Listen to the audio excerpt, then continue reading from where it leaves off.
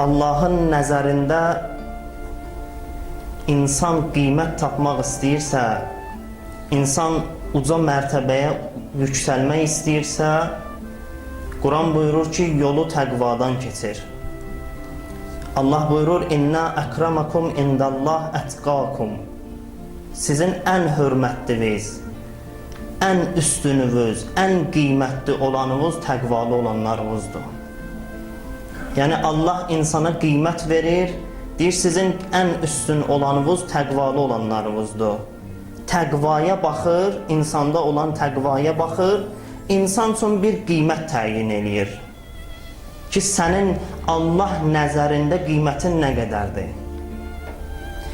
Başqa bir rəvayətdə məsumlardan nəql olunur ki, buyururlar, Allah əqlə baxır, insana qiymət verir. İnsanın qiymətini təyin eləmək üçün məsumlar buyururlar, Allah insanın əqlinə baxır, əqlinə uyğun o insana qiymət verir və öz dərgahında məqam verir insana. Elə ki, əqli Allah xəlq elədi, əqlə dediyi birinci söz bu oldu. Allah əqlə müraciət elədib, dedi ki, sənlə insanlara savab verəcəm. İnsanlara savabı sənin vasitənlə verəcəm. Yəni, əqli olan insan səndən istifadə eləyib mənə tərəf gələ biləcək. Bu iki mətləbi yan-yana qoysaq, bir tərəfdə Allah buyurur, təqvalı insanlarla onların təqvasına baxıb qiymət verirəm. Bir tərəfdə məsumlar buyururlar ki, Allah insanın əqlinə baxır, qiymət verir. Bu iki mətləbi yan-yana qoysaq görərik ki, təqvası olan insanın əqli var. Əqli olan insan təqvalı yaşaya bilir. Yəni, təqvalı yaşamaq üçün əqlani yaşamaq lazımdır. Əqli olan insanda təqva xüsusiyyəti olmalıdır. Əql bunu tələb eləyir ki, insanda təqva xüsusiyyəti olsun.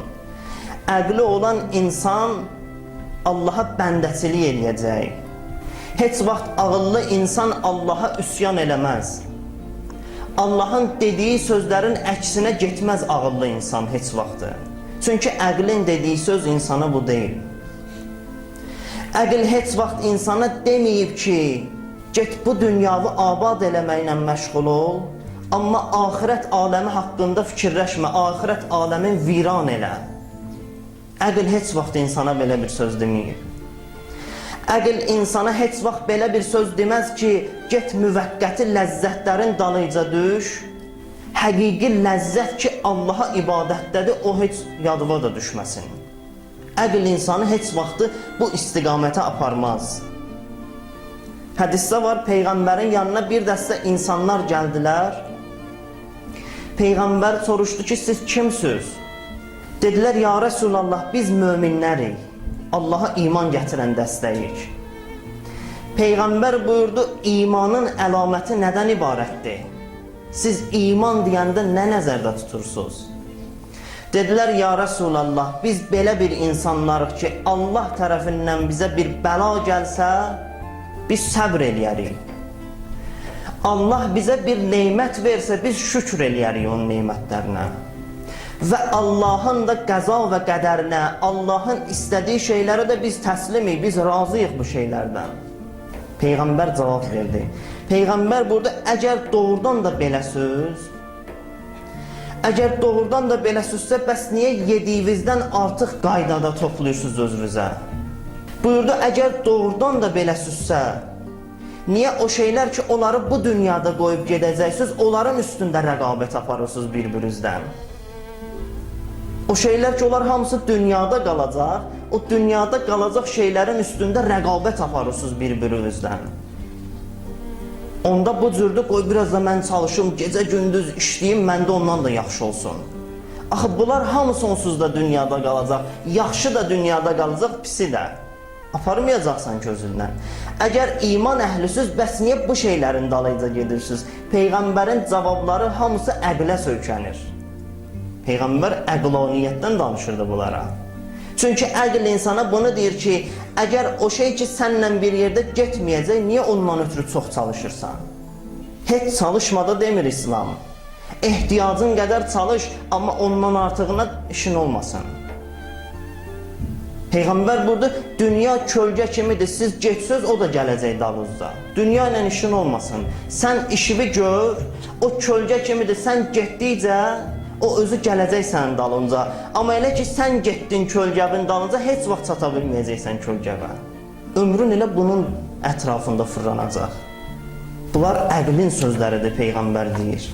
İmam Sadiq əleyhissalam buyurur, ən yaxşı ibadət bu ibadətdir ki, gedəsən bir köhnə, xaraba qalmış bir binanın qabağında dayanasan və ora söz deyəsən ki, hanı səni bina eləyən? O ki, səni tikmişdi, haradadır o? Sən qalmışsan, o gedib. Ondan sonra deyəsən ki, hanı səndə sakin olanlar, səndə yaşayanlar haradadılar? Sən durmusan burada, onlar dünyaların dəyişib gediblər. İmam Sadiq buyurur, bu ən gözəl ibadətdir. Çünki bunun içində təfəkkür var, əqlin işə düşməyi var. Əql işə düşdüsə, insan Allaha tərəf yol getməyə başlayır. Çünki əqlin işi bundan ibarətdir. Gəlib insan üçün yaxşı ilə pisi ayırsın, pisin pisliyin də başa salsın insana və yadına salsın ki, sən yaxşılıq eləmək üçün gəlmirsən bu dünyaya.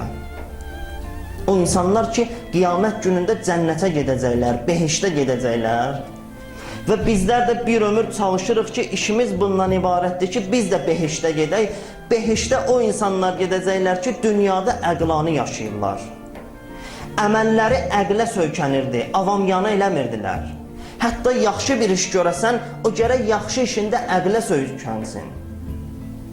Avamyana, təxmini şəkildə görülən işin çox qiyməti olmur İslamda. Az əməl görəsən, amma əqlə söykənən iş görəsən. Əmirəl-Müminin buyurur, çox gözəl bir hədisdə buyurur, qiyamət günündə bəzi insanlar gələcəklər, gedəcəklər cənnətə. Cənnətə daxil olacaqlar, amma onların əməllərinə baxacaqlar, görəcəklər çox az əməl sahibidirlər. Elə də çox əməlləri yoxdur. Baxacaqlar namazlarına, görəcəklər namazları azdır bunların. Baxacaqlar oruçlarına, görəcəklər oruçları azdır, həccə az gediblər. Bunların əməlləri azdır, bəs nələri çoxdur? Həzrət buyurur, bunların əqlləri çoxdur. Əqli çox olan insanın, əməli az olan insan yenə də cənnətə gedəcək. Çünki əqlin apardığı yolun sonu cənnətdir, əql o istiqamətdə gedir. Əqlin istiqaməti bundan ibarətdir. Dində, İslamda danışmaq üçün birinci mövzu ki, gərək insan ondan başlasın, gərək başa düşsün əql nədən ibarətdir. Əql nə olan şeydir, onu başa düşsün gərək. İnsan əqli başa düşəndən sonra o birisi işlər özü qaydasına düşəcək. Əql onları qaydaya salacaq özü. İnsan başa düşsə ki, əqlin işi nədən ibarətdir, onu başa düşəndən sonra işi olmasın, əql özü bütün işləri yoluna qoyacaq. Əgər başa düşmək istəyiriksə ki, haram niyə haram olub bizim üçün? Allah niyə bəzi şeyləri bizim üçün qadağan eləyib? Niyə icazə vermir biz necə istəyirik hələ yaşayaq? Bəzi işlərə qadağan təyin eləyib. Buyurur, əgər onları eləsəz, sizi cəhənnəm gözləyir. Niyə bizi məhrum eləyir nədənsə? Başa düşsək bunun həqiqəti bundan ibarətdir ki, o şeylər ki, haram olurlar, onların bizim əqlimizlə işi var. Onlar bizim əqlimizi xarab eləyir. Əqlimizi körlüyür, ona görə Allah onları haram eləyib, qadağan eləyib ki, bunlarla işiniz olmasın. Və o şeylər ki, vacib eləyib, onlar bizim əqlimizlə işi var. Onlar bizim əqlimizi işə salmaqla məşğuldur, ona görə onları bizə vacib eləyib. Haramın mənasını başa düşmək lazımdır ki, əqlin işini təxirə salır haram. Ona görə Allah onu qadağan eləyib. Bir nəfər başını salmışdı hovuza, hovuzun içindən su içirdi. Biri də gəldi ona dedi ki, hovuzdan o cür su içmə, huşun gedər, özündən gedərsən. Bu qayıtdı ona dedi ki, huş nədir? Dedi, onda heç nə.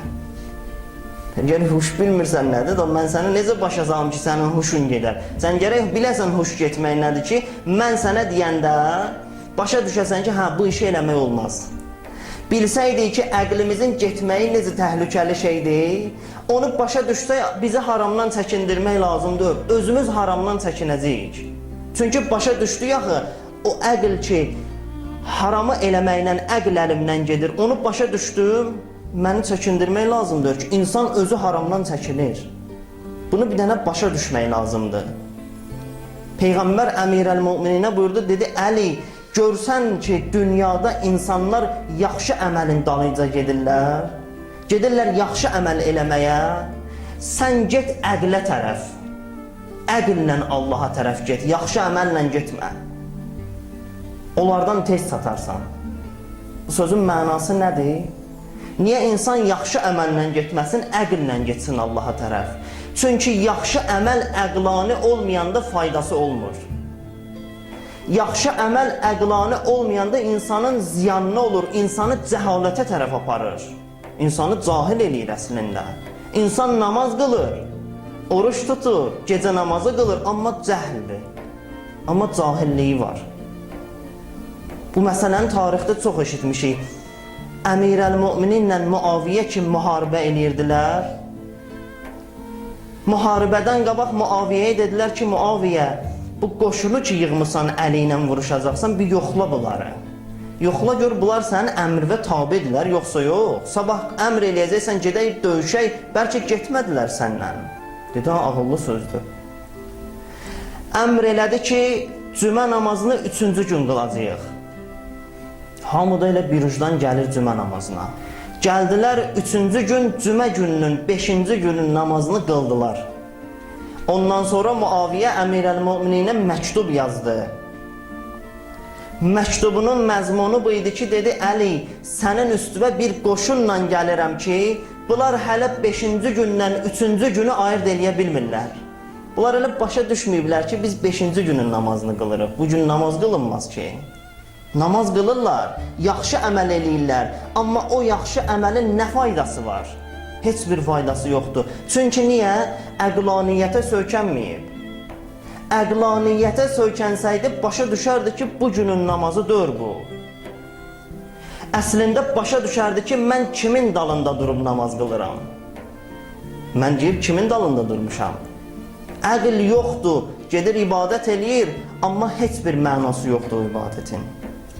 Odur, Peyğəmbər buyurur, ümmətim üçün Allahın verdiyi neymətlərin arasında ən üstün neymət əqldir. Allah ki, insana əql verib, bundan böyük neymət verməyib insana. Bəzi hədislərimizdə gəlib ki, əql insan üçün daxili höccətdir, daxili bir Peyğəmbərdir. İnsan üçün bir zahiri Peyğəmbər təyin eləyib Allah, bir dənə də batində təyin eləyib Peyğəmbər, o Peyğəmbər əqldir. İnsan üçün Peyğəmbərin işini görür, missiyasını görür. Əslində, batində olan Peyğəmbər ki, əqldir, o əql olmasa heç zahirdəki Peyğəmbərə də insan itaət eləmir. O qədər insanlar var idi ki, Peyğəmbəri görürdü, heç itaət də eləmirdi, sözünə də qulaq asmırdı. Çünki batindəki əqli tapmayıb, batinindəki Peyğəmbərə iman gətirməyib, ona görə zahirdəkinə də iman gətirə bilmir. Yolu insanın öz içərisindən keçir. Hədisdə var, aqil insanın yatmağı, cahil insanın oyaq qalmağından üstündür. Aqil insan ki, yatır, ibadət eləmir. Cahil insanın oyaq qalmağından üstündür. Əqli ilə cəhli bir yerə qoyurlar. Niyə demir ki, cahil insanın oyaq qalmağındansa alim insanın yatmağı üstündür? Elmlə cəhli üzbəüz qoymurlar. Amma cəhillə əqli üzbəüz qoyurlar. Çünki elmi olan insan da cahil ola bilir. Bəzi adamlar var, elmə gedib çatıblar yüksək səviyyələrə, amma cahildilər. Əməl yoxdur. Əqli olan insanda amma cəhalət olmur. Ona görə elmdə olanda gərək əqllə bir yerdə olsun. Əmirəl-Möminin buyurur, Cəbrail əleyhissalam bir gün gəldi Adəm Peyğəmbərin yanına. Adəm Peyğəmbərə dedi ki, ey Adəm, Allah sənə 3 dənə şeyi göndərib. Biri əqldir, biri həyadır, biri də dindir. Bu 3 dənə şeyi göndərib. Amma sözü budur ki, bunlardan gərək birini seçəsən. Üçünü də seçə bilməzsən. Adəm əleyhissalam dedi ki, mən əqli seçirəm. Cəbrail üzünü çevirdi həya ilə dinə, dedi, Adəm sizi seçmədi, gedin. Hədisdə var, həya ilə din cavab verdi ki, haradakı əql var, Allah bizə vacib edib, biz orada olaq. Haradakı əql var, orada həya da var, din də var. Haradakı əql yoxdur, orada nə həya var, nə din var. İnsanın dini olmaq üçün insanın əqli olmalıdır. İnsanın həyası olmaq üçün gərək insanın əqli olsun. Əqli olan insanın həyası var. Əqli insanın getsə, insandan həya da gedir, din də gedir. İnsanın həyası əlindən çıxsa, o insandan heç nə gözləmə. O insandan heç nə olmaz. Yəni insanı insan eləyən əqldir. İnsan əqlanı yaşaya bilsə, hər şeyi əldə edib. İmam Rıza əleyhissalam buyurdu ki, Allah bir insana bəla göndərmək istəsə, ki o insan ki Allahın gözündən düşüb, Allahın nəzərindən düşüb, indi Allah bəla göndərmək istəyir. İmam Rıza əleyhissalam buyurur, Allah o insanın ağlın əlindən alar. İnsanın ki ağlı əlindən getdi də o insana başqa bəla lazımdır. O öz başına hər nə cür bəla istəsən gətirəcək. Hər nə ki insanı cəhənnəmə aparar, o gedib o işləri görəcək. Bir dənə ağlını əlindən al, başqa işlə işin olmasın. İmam Rıza da buyurur, Allah bəla göndərmək istəsə ağlın əlindən alar. Allah bizləri həqiqi əhl-i beytə şiə olan bəndələrdən qərar versin inşallah.